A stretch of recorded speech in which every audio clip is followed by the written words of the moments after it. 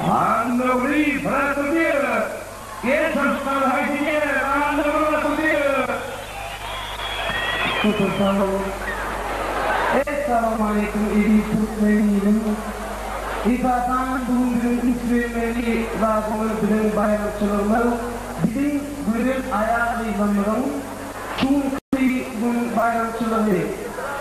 Çünkü bir vatandaşlığı ne?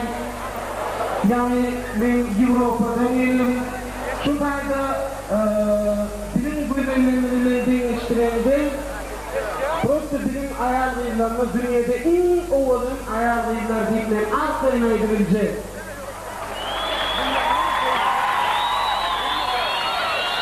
Çok tamam. Oğlanlar şunu deyirlerken elime almasın, el çarpması yılmasın diye.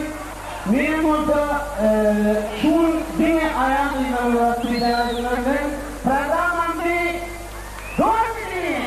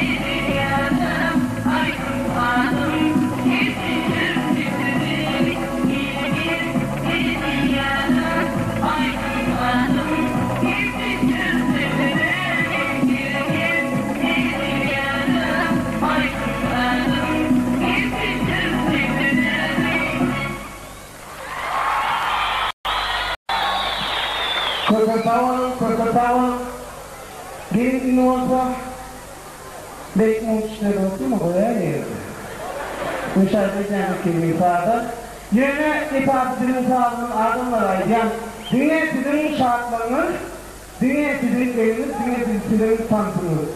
Ada kini Pradhanmantri